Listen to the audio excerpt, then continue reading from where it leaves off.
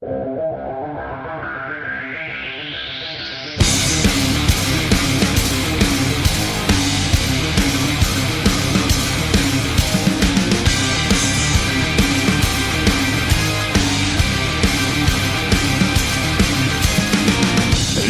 up, there's not a moment to spare.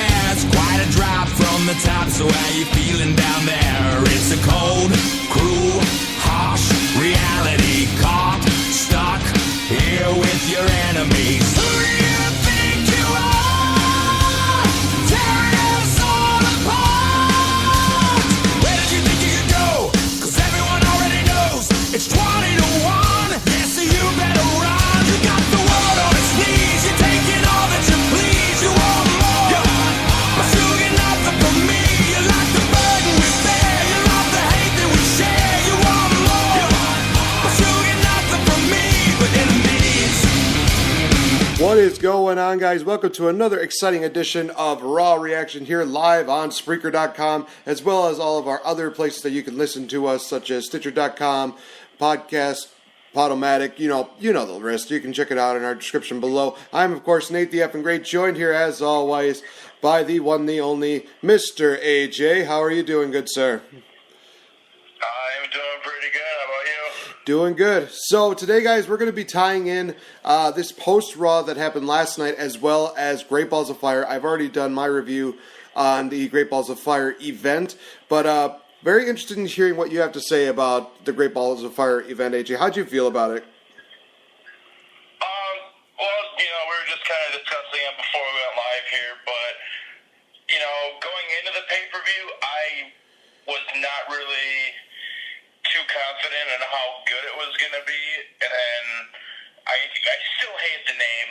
I hate it with a passion, but it did give us a couple of great still shots of people's heads blocking out the GR in great.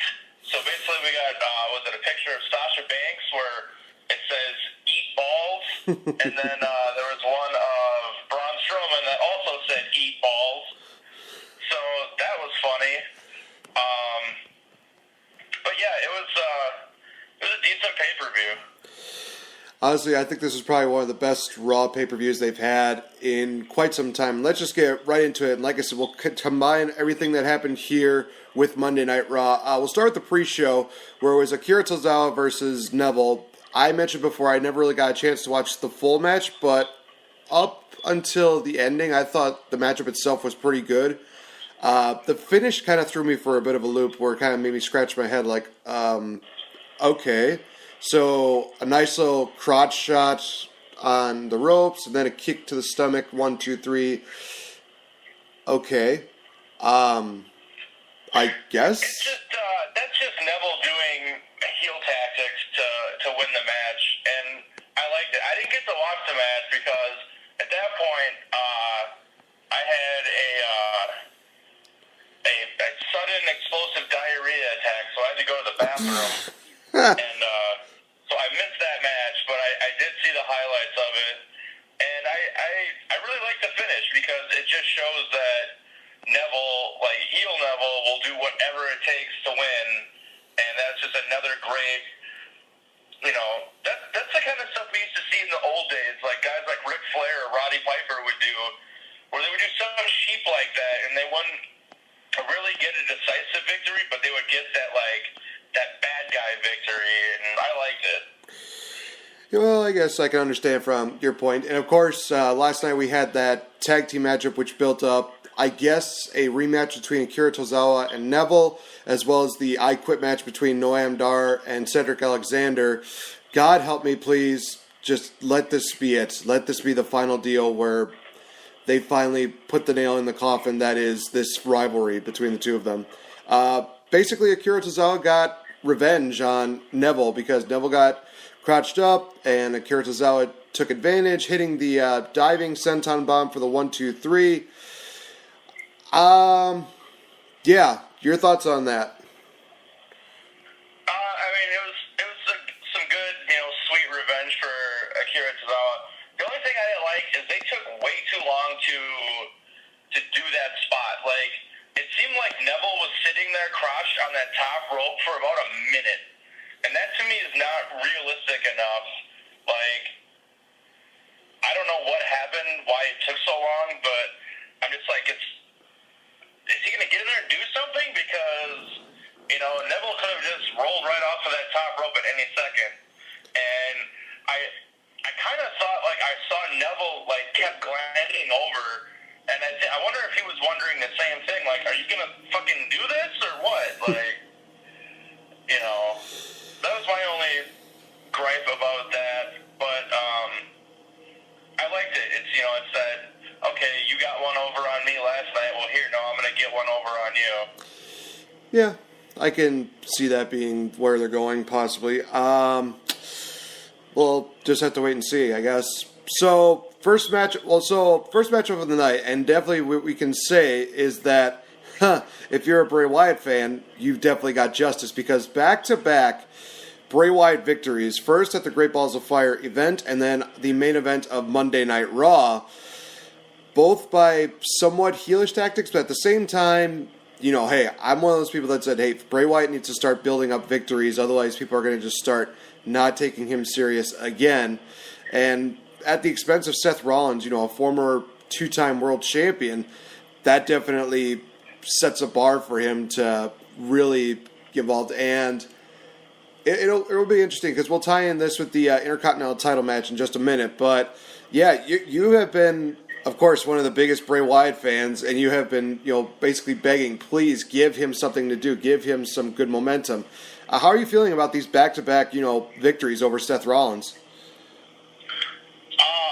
Obviously, you know, I enjoyed the shit out of him. I was very, very shocked at Great Balls of Fire that Bray Wyatt went over. I liked how they did it, though. You know, like the thumb in the eye, and then he hit Sister Abigail. But last night, I think we saw one of the most brutal Sister Abigails, like, ever. Because Seth Rollins basically RVD'd that Sister Abigail. And what I mean by that is, like, so remember any of the times RVD took an RKO or, like, a DDT? How he just made it look like his neck broke, and he kind of, like, stood on his head for a split second and just had his legs fully extended. That's what we got from Seth Rollins last night, and it made that move look so nasty, and I loved it. As soon as I saw it, I marked out, like, I popped pretty hard, because I was just like, oh my god, that looked like he killed him. Yeah. And it was cool. I liked it. And I like the back-to-back victories, especially over with Seth Rollins right now being on the cover of WWE 2K18. You figured he would be getting, you know, the wins right now, because obviously they're going to be promoting this game for the next 5 months, however many months we got till it comes out. So Bray getting the victory over Seth, I'm very, very happy about it. Yeah, and I mentioned it before that it seems like, you know, anybody who gets, like, the cover of a video game or the Money in the Bank briefcase, they're probably going to get the same treatment of, you know, hey, we're hyping you up for this, but you're probably going to take more losses than usual. But I don't think that these, you know, losses to Bray Wyatt are going to hurt Seth too much. It is going to benefit Bray Wyatt for the long run, and I'm interested in seeing where he goes from here. But also the, you know, Seth Rollins things, like I said, it also ties in to the Intercontinental title situation, which Great Balls of Fire mentioned it.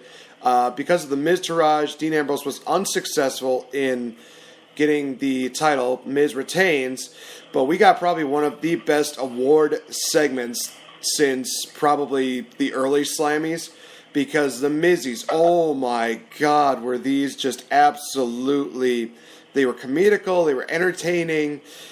I loved it. I thought, again, this was another one of those deals where Miz took a coal, turned it into a picture-perfect diamond, and just, oh my gosh, I love what they're doing with the Miz Taraj. I love what they're doing with the Miz. Again, he just creates something memorable and makes that title so much prestigious. Well, before I get into that, I want to talk about Bo Dallas's new wardrobe. Because we saw that at Great Balls of Fire, and I saw Facebook Facebook posts about it. I saw tweets about it. Like, the main thing that people were talking about in the match was Bo Dallas's outfit, and it even got some honorable mentions from the announcement team. And I just looked at it and I was like, dude, those are totally Bray Wyatt's hand-me-downs, or like outfits that someone designed for him for his character, and he's like, no, I don't like them. Here's Bo, you can have them. But yeah, the match, the IC match at Great Balls of Fire was awesome. I don't know what happened to Dean Ambrose, but that dude was bleeding out of his mouth like horribly. I saw someone say that they thought Dean Ambrose probably ate his tongue or bit his tongue in half. Oof. But he was bleeding pretty bad. The match was great. I think those two worked pretty damn well together. They did on SmackDown, and then it carried over to Raw, and they're still just kicking ass. And like you said, they're making that Intercontinental Championship relevant again. And I give all 100% credit to the Miz, because this was years ago. Like, we thought when Cody Rhodes had it, and he was going to be the guy to make that title, prestigious again. And they've screwed that up horribly. But what they've been doing with the Miz, in my opinion, is hands down my favorite, booking of what WWE's been doing. I agree 100%. And here's something that was actually kind of interesting. A lot of people were saying that this was probably going to happen. They had Dean Ambrose interfere during the Mizzy. Seth Rollins came out to even the odds. And then Dean just came out. It's like, what the hell was that? What the hell was that? Dude, don't get in my business. I don't get in your business. And Seth was just kind of like, wow, what a dick. Thanks for your gratitude. But then, of course, after the matchup with Bray Wyatt, the Miz and the Miztourage came out, started beating down on Seth Rollins. Here comes Dean Ambrose to even the odds. And a lot of people were actually suggesting that this was going to be the Dean Ambrose heel turn, where he turns on Seth and they build up a rivalry between the two of them. Do we see that even happening, really? Because I know that, right now it seems like they are going to go into maybe a program with Miz and Seth Rollins, which would be absolutely amazing. But I don't know if we're going to see a... Yeah, that could be good. But I want to bring something up, because I noticed this last night. Go for it. When Seth Rollins was laying in the middle of the ring, just the way, the Miz and the Miztourage came out through the crowd, the way they circled the ring, the way they got up on the ring, and, just the positioning. Did that remind you of anything?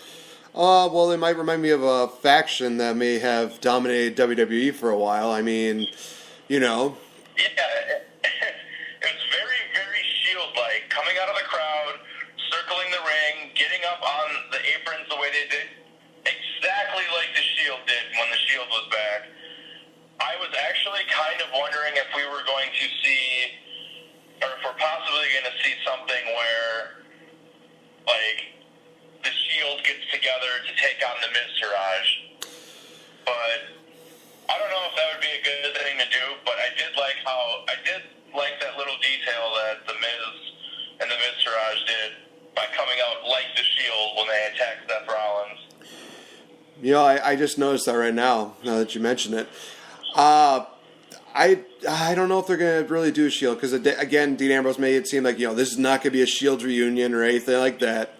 Just basically, stay on my business and blah, blah, blah.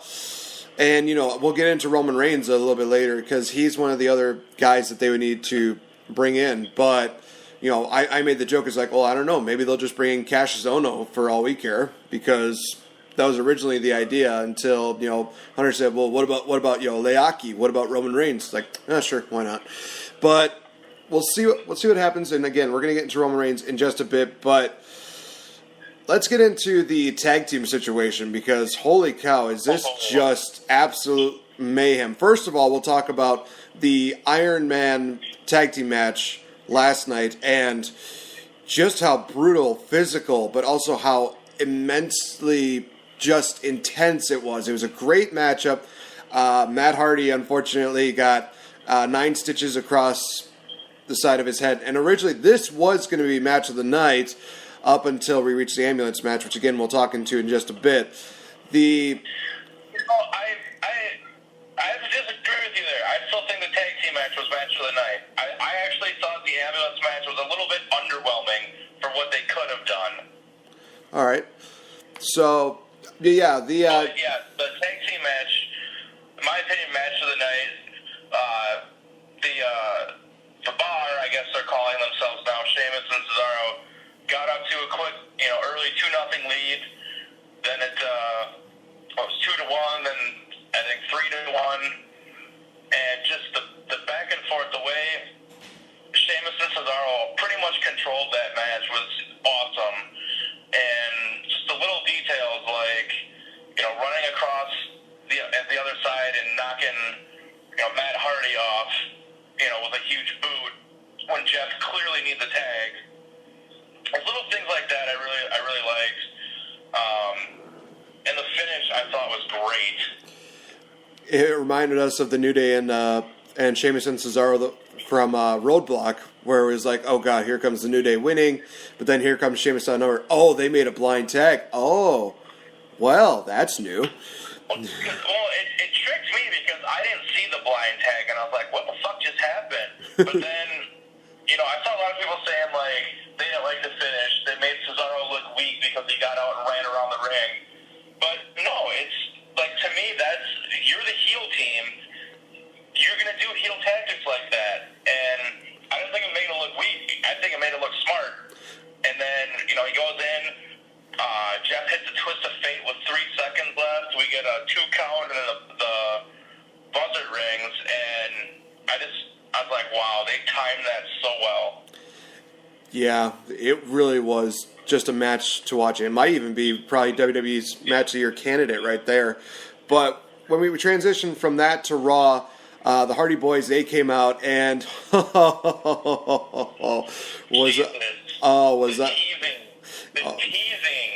Oh man, you talk about Jeff Hardy even sang the lyrics from the theme song in TNA by saying maybe some of the teams in the back would hope we'll just fade away and classify ourselves as obsolete.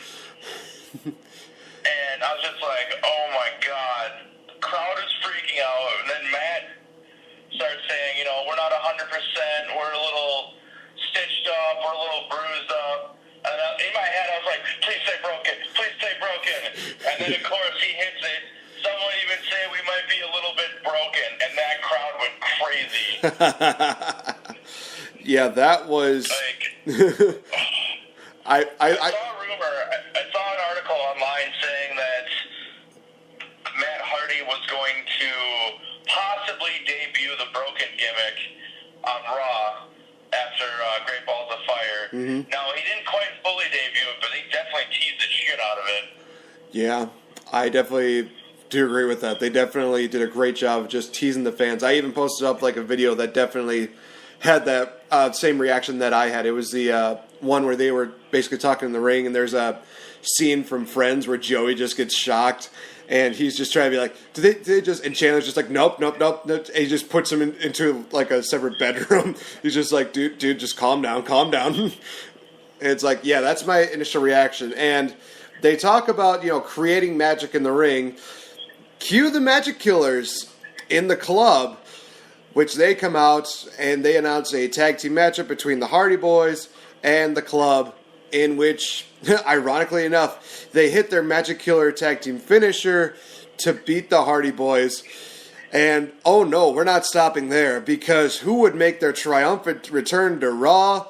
Say yeah, we go hard all day. Yes, the Revival makes their return to Monday Night Raw, beats down on the Hardy Boys, just a vicious knee to Matt Hardy, and then the Shatter Machine to Jeff Hardy. What a way to come back. I mean, people call it like, Shatter Machine to Jeff Hardy. I said, that's more like the Broken Machine right there. This will break them. If they're going to debut against if the Broken Gimmick's going to debut against anybody, I'm hoping it's against the Revival, because I think that would make the most sense.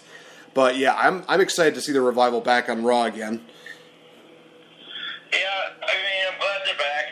I was kind of hoping, like, if they were going to do stuff like that, maybe they would have the other team come out and beat up the Hardys. Like, everyone was kind of pissed off about, them coming back. And then that would be the thing that broke the Hardys.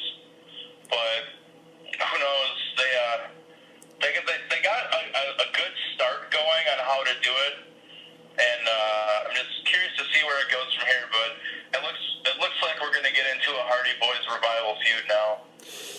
I'm totally okay with that. Not going to complain at all. Yeah. So, the women's title matchup, the matchup was good. Finish definitely took me by surprise. Oh, wait, I should definitely mention this. The use of Alexa Bliss's double joint, again, makes its appearance again. And I actually completely forgot about that. I'm like, oh, that's right, she used that against Becky Lynch. How could I forget about that? Dude, man, Alexa Bliss just trolls us again. God damn it. This just, oh man, that took me by surprise. Alexa Bliss losing by count-up, but still keeping the title. Sasha Banks beating her down. And we go from that to a tag team match in which Bayley gets a victory over Alexa Bliss. Somebody actually made a comment about this, and I made the joke about it. They said that Alexa Bliss is starting to turn into the Wade Barrett of the women's division, where it's like, oh, he has a title, but when it comes to like the main roster matches or stuff like that, she's always losing. I made the joke, oh, she's going to be Bad News Alexis before you know it. I think that would be, yeah. She's had a couple like main roster losses on the main show, but I think for me that keeps it fresh because it makes it interesting. Like it shows that she does have weaknesses. She can be beat, but then when it comes to the main pay-per-view where the title's on the line, she always finds a way to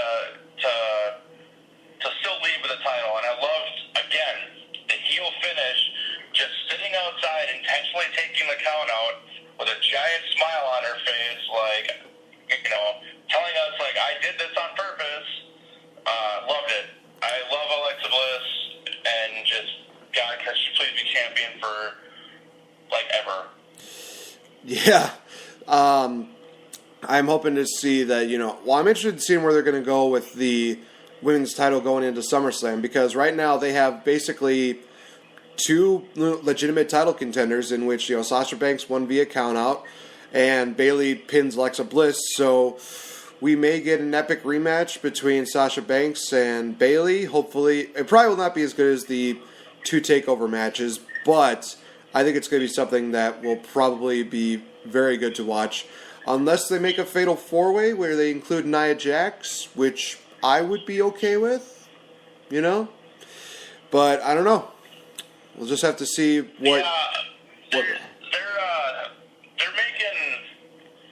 making everybody like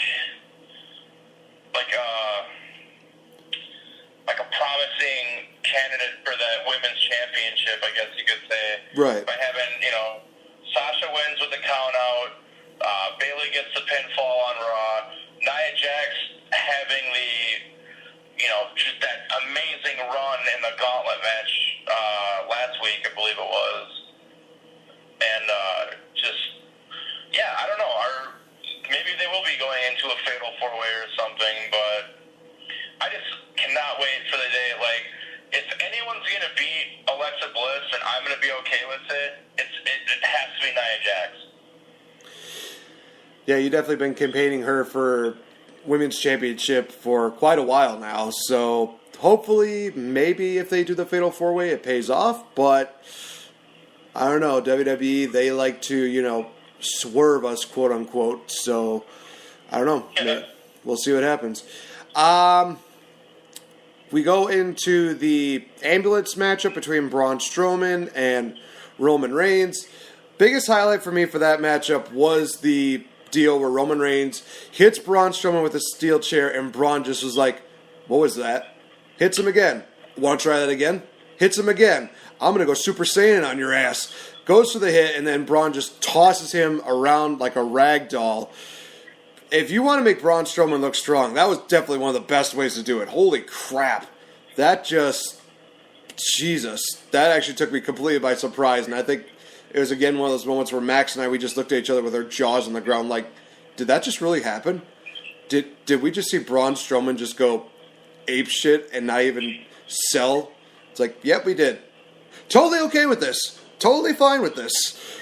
Yeah, if there's one guy you're gonna have no sell a steel chair, Braun Strowman's the guy to do it right now. It reminded me a lot of back in the hardcore title era when Big Show would always go for the hardcore title and people would beat him with trash cans, chairs, and he would just take it and like not even look fazed by it.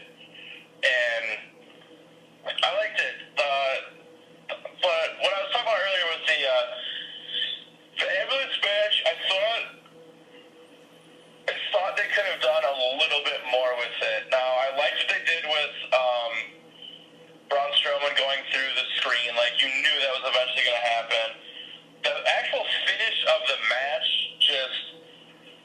to me, it was lazy, I think. Like, Reigns goes for the spear, Strowman just moves, Reigns goes into the ambulance, and Strowman closes the door. I thought that was weak as shit. But it did set up for what I thought was the best part, was the entire aftermatch, where Reigns opens the door and spears Strowman, throws him in, takes the ambulance out, and backs it up into one of the semi-truck trailer things. And, just very, very Attitude Era, like, reminiscent of, like, who hit Stone Cold with a car, that kind of shit. Or, someone running over someone's car with a monster truck. But it reminded me a lot of that. And then Kurt Angle and, Jamie Noble. Jamie Noble was, like, the best. Like, he was so awesome. We got a Jamie Noble chant going. Like, you could hear it from the crowd during that segment. But I do gotta say, poor Heath Slater and, Kurt Hawkins. What's his name? Yeah, Kurt Hawkins. They had to go out and put a match on in between this, and then nobody's paying attention whatsoever to the match going on in the ring, because they're showing what's going on in the back on the Titantron. And then they don't even show the finish of the match. All of a sudden, like, you're seeing what's going on in the back, and you just hear the bell ring, and you hear, your winner, Heath Slater! And then you're like, what?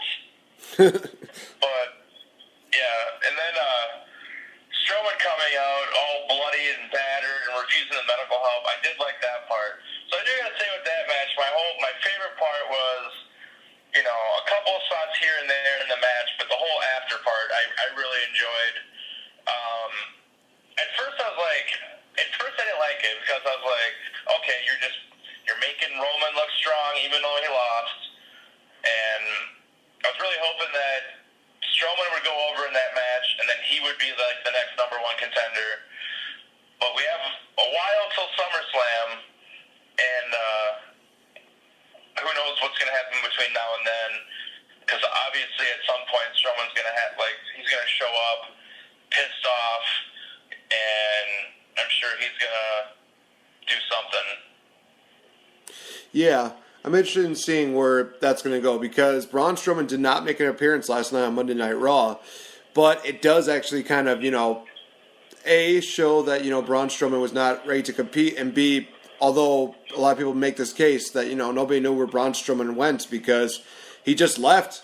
He up and left. He's like, leave me alone. Don't help me. I don't need your help. He's wobbling along, and he just disappears. And it's like, well, where did Braun go? Did he just, fade into, darkness or into the abyss or something like that? Nobody really knows what happened with him. So, who knows? We'll have to see how things turn out. We'll touch base on this just a little bit, because I actually did forget to add this matchup. Big Cass versus Enzo Amore.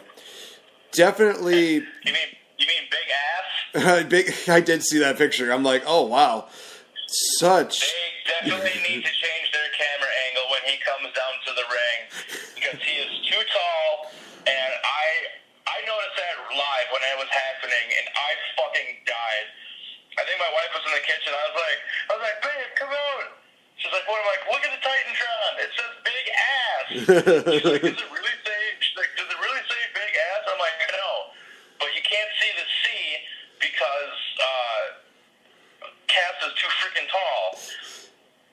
another one of the funny moments of the night that we got, just with the way people are positioning and the kind of the wordplay that we all got out of it.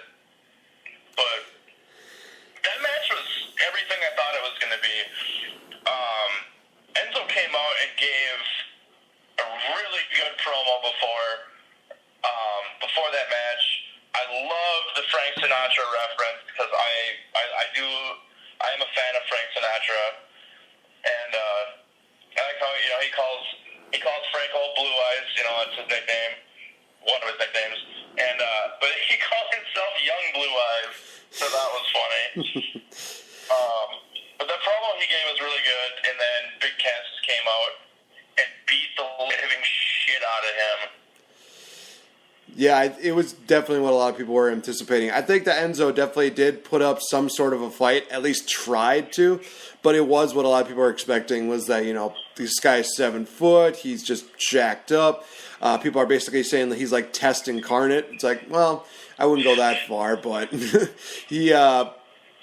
but it was definitely still a good matchup to watch. It does tear you a bit up inside. I actually did a poll on Twitter this past week where I asked, which one tore your heart up more? Was it the Festival of Friendship or the Enzo and Cass breakup? And it was nearly dead even, but with 55%, people said the Festival of Friendship was the one that tore a lot of people's hearts up even more. And here's the thing that I think a lot of people are going to remember 2017 for. It's going to be the year of heartbreak, attempted murder, and arson. That's what people are going to remember 2017 when it comes to WWE.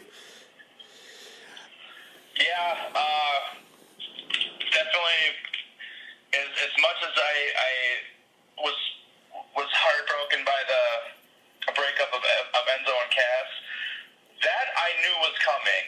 Now, Jericho and Kevin Owens, that I really didn't think they were going to do that. Yeah. What they were doing was so good. I mean, like every segment that Jericho and Kevin Owens were on, and then you throw Mick Foley in the plot, and it's just like, give these guys a TV show on the network because they were like, Kevin Owens and Chris Jericho to me were like a modern day Edge and Christian, but like better. Yeah, they definitely found a way to just be so over, even as heels. Chris Jericho, he got a list over just by being himself and just being overly dramatic on so many different levels. Kevin Owens kind of piggybacked on that, but also he brought in some of his own material to it. It definitely was one of the rivalries that are definitely going to go down in history as one of the best, but also one of the best, friendships of all time. And people are going to want to say, are we going to get a reunion of Jericho and Owens? God help me, that would be amazing. I would honestly love to see that. I don't think there's been a bigger breakup in WWE since the Rockers. Wow. That's saying a lot, actually. Because when the Rockers broke up, that was a big one. We've seen teams, come and go, but that one was when Shawn Michaels super kicked Marty Jannetty and threw him through the barbershop glass window. People cried. People were hurt, and I feel like people were the same way when Kevin Owens turned on Chris Jericho. Like people cried. People were hurt. Yeah, I was one of them. And when they added that Titanic, theme music in the background, that just made it worse. Yeah. Oh, man. Yeah. So we have a little bit of time left. Let's get into the main event as well as what's going to be going on with next week's Monday Night Raw, because it definitely will be worth watching. The main event between Samoa Joe and Brock Lesnar, definitely... Again, worth watching. I thought that Samoa Joe, a lot of people say, like, oh, he got squashed, he got jobs. Like, no, he didn't. Throughout this matchup, Samoa Joe looked like a complete badass, and he definitely, just almost killed Brock Lesnar. He sent him through an announce table with a Uranagi slam. He almost choked Brock Lesnar at least 2 or 3 times in the matchup. You definitely saw that he was getting very close. Brock's face just turning all bright pink and bright red. And, Brock Lesnar, of course, doing suplex after suplex, but Samoa Joe finding a way to come back and come so close. One F5 later, Samoa Joe has been defeated. And, of course, this would also transition to Raw, in which, we mentioned before the show how it built up Brock Lesnar coming out, and we got to see that confrontation between Brock and Kurt. It was awesome. And basically Kurt saying, I got so many ideas for so many contenders. And then we see Roman Reigns come out saying, hey, I did you guys a favor by taking out Braun Strowman. And Paul Heyman was definitely behind the idea of Brock Lesnar versus Roman Reigns. But there was an objection in Samoa Joe where he comes out and you hit the nail on the head where he said, you make it seem like you survived me. No, you escaped me. You did not survive against me. And this basically wound up in so many great moments in this promo alone made Monday Night Raw worth watching, in which we hear, Brock Lesnar basically say, you think that you accomplished anything? You didn't accomplish shit. And, of course, Paul Heyman's just like, oh, God, here we go. We're going to get fined because it's a PG show and you just dropped an S-bomb. And Brock Lesnar, Samoa Joe are basically going verbally back and forth. Roman Reigns and Samoa Joe are going back and forth. Kurt Angle's trying to get some kind of law and order. Not happening whatsoever. And basically Kurt Angle says, okay, that's enough. We're going to decide who's the rightful number one contender. It's going to be Roman Reigns versus Samoa Joe next week. Winner faces Brock Lesnar at SummerSlam. Yeah, your thoughts on everything here. I know I said a lot, so quite a bit to cover. Like I said, we kind of talked about this before we recorded. I love that segment. I thought it was awesome. Roman Reigns coming out, of course. You knew that was going to happen. I didn't care for that, but in the back of my head, I was like, Samoa Joe has to come out, and he did it. He did not disappoint at all. Like this is the Samoa Joe right now that I remember. Like when he was just dominant in TNA. This is that Joe, but maybe even a little bit better, because what he did to Brock Lesnar at Great Balls of Fire, nobody's done that. Not even Goldberg. Yeah. Goldberg, hit a couple of spears and a jackhammer. Cool. Samoa Joe dominated that entire match from before the bell rang when he jumped Lesnar from behind. I loved it. I loved that whole aspect because it was showing that Joe was hungry and would do whatever it took. He knew what he had to do to win that title, and he was so close. One little thing I did like about the main event, though, and this is all stuff that I look for. It's little attention to detail. Now, Brock Lesnar is locked in the coquina clutch, backs into the corner, grabs the top rope. The referee never made Joe break the hold. I didn't like that because in any other match, if you're locked in a submission hold and you grab one of the ropes, you're supposed to break the hold. Ref didn't even acknowledge the fact that Brock Lesnar grabbed the top rope. Maybe he wasn't supposed to, maybe, I don't know. But it's just one of those things like little attention to details that I always look for when I watch wrestling, and it didn't happen, so I was like, okay, I think I even made a post about it in the wrestling group, but it's kind of confusing to me, but probably the only bad thing I could say about that match. And then, he locks him in the coquina clutch again, and then I loved Lesnar's counter, just picked him right up into the F5. The look on Samoa Joe's face when Brock picked him up was kind of like, I don't know, maybe Joe's not used to getting picked up like that. And it was kind of like an oh shit look, but I kind of thought the way they made Joe look so strong in that match, and the way they built him up for these last couple of weeks, that it should have taken more than one F5 to pin him. Like that almost to me says, okay, we've built this guy up for weeks to be a viable opponent him down the entire match and then gets beat with one F5. That was like, I would at least say, like, have him kick out and take one more. But yeah, it was, Jesus, other than that, they are making Joe just look like an absolute animal. Yeah, definitely fully agree. So we're just about wrapping up on time here. So final thoughts on Great Balls of Fire and Monday Night Raw? I thought Great Balls of Fire was a pretty damn good pay-per-view. Like you said earlier, probably one of the better ones Raw's done in a while. I think I enjoyed it a lot more because I had low expectations going into it. But I liked everything they did, and I thought Raw was a pretty decent follow-up to a pay-per-view, and it was probably one of the better Raws as a whole in the last several weeks, I think. I couldn't agree more. I thought that, it was definitely one of those cool-off episodes because they had so much going on for Great Balls of Fire.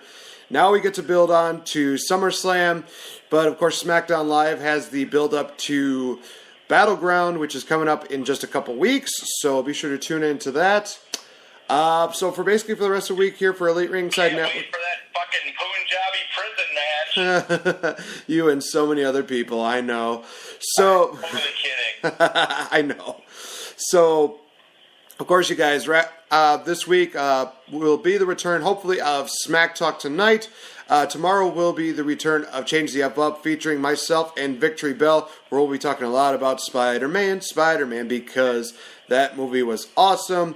And quite a bit more going on for the rest of the week, you guys. So be sure to tune in on our Facebook.com/ER Network 24/7 page, as well as our Twitter handle, which is the same. How convenient. Be sure to check out AJ on Twitter at AJens81, as well as myself at Nate Effing Great. So we are going to be heading out, you guys. Thank you so much for tuning in. So much to discuss probably going into next week. We'll see how things turn out for SummerSlam. So thank you guys so much for tuning in to another edition of Raw Reaction. For AJ, I am Nate the Effing Great. Thank you. Have a good week. You just couldn't stop. You turn the ones that you love into the angriest mob. And the one last wish is that you pay for it. And then